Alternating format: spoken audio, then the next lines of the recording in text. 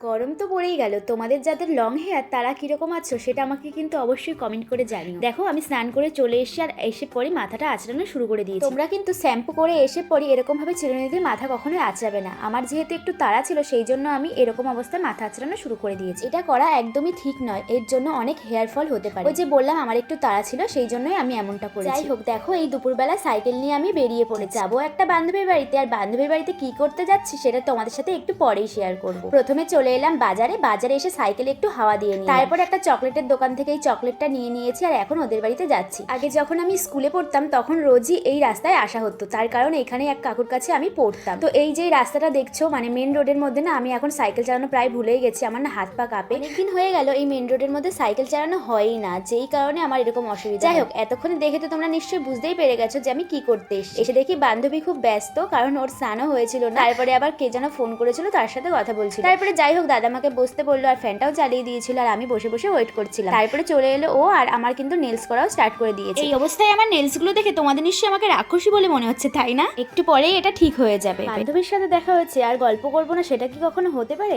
এইদিকে গল্প করতে করতে কাজ চলছে, তার মধ্যে দেখো আমার জন্য খাবার নিয়ে আমাকে কেক খেতে দিয়ে ও গেছে আবার শশা কাটতে। দেখো শশা কেটে নিয়েও চলে এসেছে। এটা আমরা খাচ্ছিলাম আর তার মধ্যে কিন্তু আমাদের কাজ চলছে। ওইদিকে প্রায় অনেকটা কাজই ডান হয়ে গেছে। তারপরে আমরা চলে এসেছি এটা শোকানোর জন্য। এই মেশিনটাকে কি বলে আমি না ঠিক জানি না। যাই হোক, দেখো কত সুন্দর করে আমার নেলসগুলো করে দিচ্ছিল, অনেকক্ষণ সময় নিয়ে করছিল আর দারুণ হয়েছিল কিন্তু।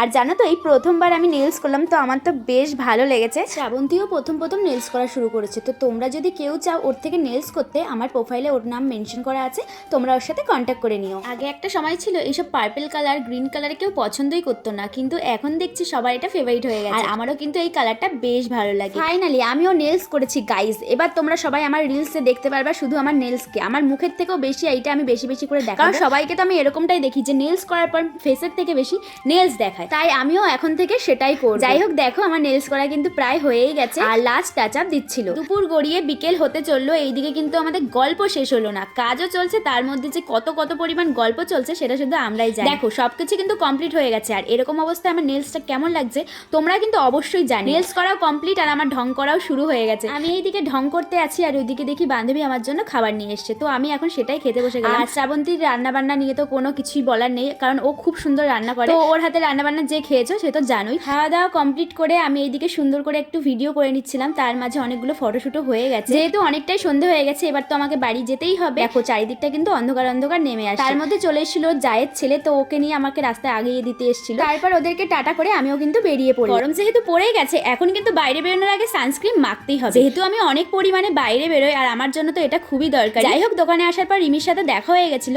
আর তারপরে আমি এই সানস্ক্রিনগুলো দেখতে বসে গেছি। এইগুলো না আমি আগে কখনো ইউজ করিনি, আমি যেহেতু ওশিয়া কোম্পানির ইউজ করি তো ওটাই আমি নিয়েছিলাম। তো আজকের ভিডিওটা এই পর্যন্তই, দেখা হচ্ছে পরের কোনো ভিডিওতে। টাটা সবাই।